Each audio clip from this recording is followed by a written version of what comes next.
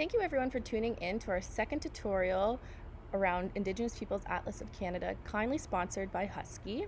Today we're going to have an overview of some of the educator-approved lesson plans that we have created to help you use these atlases. So for those of you who are unfamiliar, these can be accessed through cangeoeducation.ca. You go down to resources on the left-hand side, you'll see Indigenous Resources. If you scroll down, you'll see the online version of Indigenous Peoples Atlas of Canada. If you click that, it'll bring you to this webpage. Now, there are lots of information provided to you on this website, but if you would like to have the full access, you can buy that through amazon.ca or chapters.indigo.ca. Now, these atlases have 4 different volumes. There's Truth and Reconciliation, First Nations, Inuit, and Métis. Now, each one has a number of different chapters covering a wide variety of material. So for example, in the First Nations volume, we have residential schools, education, reconciliation, the list goes on. Now, if I were to bring your attention back to our CanGeo Education website, you'll also see that there is a teacher's guide that follows. The purpose of the teacher's guide is to help teachers use the Indigenous Peoples Atlas of Canada in the classroom. So what we've done is provided questions and activity ideas that reflect some of the text that you can find in the atlas. Now I'm going to give you an overview of an activity that you would use if you were using the First Nations Atlas. So discussing history of residential schools. So the text in the atlas is found on pages 62 to 63. And an idea for a discussion question is, what is meant by assimilation? Why have residential schools been considered a form of aggressive assimilation? Now you can start a conversation with your students with this question. You can encourage them to do further research than what is provided to you in that atlas. How you use this question is up to you. Now we've also provided teachers with activity ideas. For example, consider the spatial distribution of residential schools and have students examine the map on page 63 to explore reasons for why residential schools may have been built in the locations they were. What provinces of Canada had no residential schools? Why? So this is a great question. This can be done individually. You can have students do a reflection piece, work in groups, do little presentations.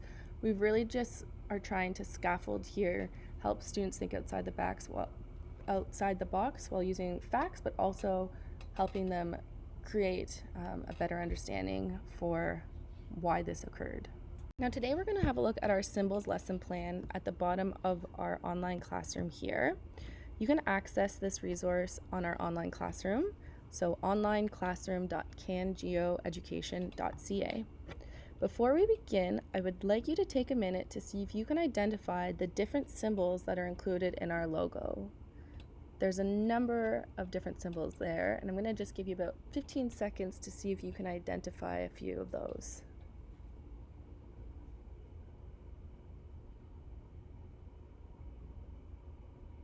Great activity to do with your students just as an introduction to the lesson plan.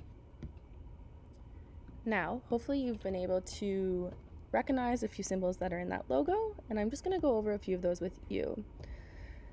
So this is provided in our lesson plan. So we have an eagle. It also gives you the significance, so pride and strength. We have a tree. We have 2 trees, and it represents growth and renewal. We have a wolf for focus and revival. We have a dream catcher, so self-reflection, ambitions, and a compass. So that is on the outside of our logo. So there are a number of symbols in our logo, each having a huge significance to Indigenous peoples. All right, so now our symbols lesson plan. I would like to bring your attention to the left-hand side here for what to know before getting started. This is a great introduction, great way to introduce the subject or activity to your students. So symbolism is important to all aspects of life. A symbol is a thing, often a visual sign or image, that represents something else. Sometimes the same symbol can be used for multiple purposes. It may look the same, but it could have a very different meaning depending on the context or circumstances. Color choice, size, placement, and orientation can also play a significant role in interpretation. For example, the infinity symbol has a mathematical application, but has also been adopted by the Métis in modern times to represent the immortality and unity of the Métis Nation. Use the following activity to learn about symbols that have important meanings to Indigenous peoples in Canada and consider the use of these and other symbols and their meanings in your daily life. So instead of reading that to your students, you can even ask them what they think a symbol represents or what does symbolism mean. See if they are able to come up with this answer themselves. This can be done think, pair, share, individually, in groups, however you see fits your classroom the most. So Sean Vincent, a Winnipeg-based leader in Indigenous design, was responsible for creating the logo that adorns Canadian Geographic's Indigenous Peoples Atlas of Canada. In coming up with the design, Vincent said, designing logos for Indigenous organizations often presents a unique challenge in situations where many First Nation, Inuit, and Métis communities are represented by a single visual icon. In these circumstances, my goal is always to create a balanced image that will connect with all nations respectfully and fairly. Vincent's overall objective was to create a multifaceted logo that geographically highlighted all Indigenous culture in Canada. So after reading this introduction with your students, might be a good time to introduce the logo and give them time, like I did previously with you, to break down the different symbols that are found in there and then go over their meaning. Another activity that you might want to consider doing is bringing their attention back to the Indigenous Peoples Atlas of Canada, going through these and seeing if they can identify symbols based on what they've read. So give students opportunity in groups or individually to go through these chapters and see if they can identify some of the symbols found in the logo through readings and make that connection. Some students have had the opportunity to identify some of the symbols represented in our logo, whether through visual observation or reading the text included in the Indigenous Peoples Atlas of Canada. We encourage them to start a discussion either with their classmates, with their friends or family, around the power of a symbol and the underlying meaning it can have. So encourage your students to pick 3 symbols they have seen in the past. This can be from anywhere. So for example, the internet, places they've traveled to, food products, something they see on television, in books or magazines, and encourage them to draw them as best as they can. We want them to label each of these symbols with 1 or 2 keywords that describe their meaning. So similar to the way that they've done the logo breakdown in meaning in the atlas. So they would pick their own symbol and give that either a literal meaning or a personal meaning. Once your students have done this, encourage them to brainstorm what kinds of symbols they often see in their community. So in stores, in parks, on road signs, in your community newspaper. Are these symbols unique to your community, or are they used everywhere in Canada or even in the world? Do symbols always have the same meaning, or can they represent different things when used in different situations? Do these symbols need to be accompanied by words to have meaning, or is their meaning clear from the symbol alone?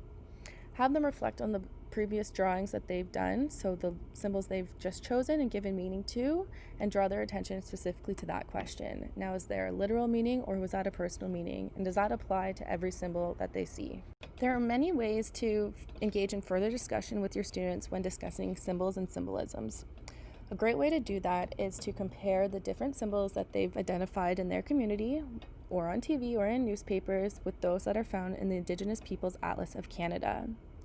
We want students to remember that it is important to embrace multiculturalism and appreciate diversity. When they look at these symbols, are there some similarities? Are there differences in the meaning of certain symbols used in their community and in others? A final suggestion in this lesson plan is to encourage your students to create their own logo or emblem.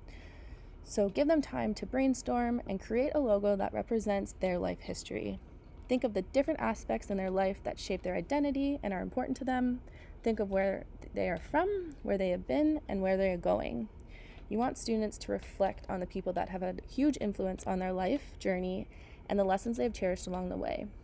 Their logo can take any shape, be any color, and have any number of shapes and symbols that they feel best represent them. This can be done on paper, digitally. Encourage students to get creative here to create something artwork they are truly proud of. All right, let's draw a symbol together.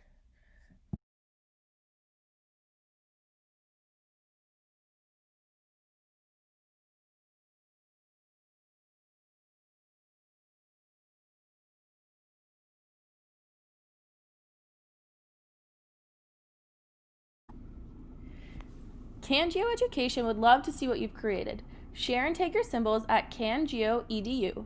Our education team will review all submissions, and one lucky winner will win their very own set of Indigenous Peoples Atlas of Canada. Our team has been busy creating their own personal logos. We can't wait to see yours.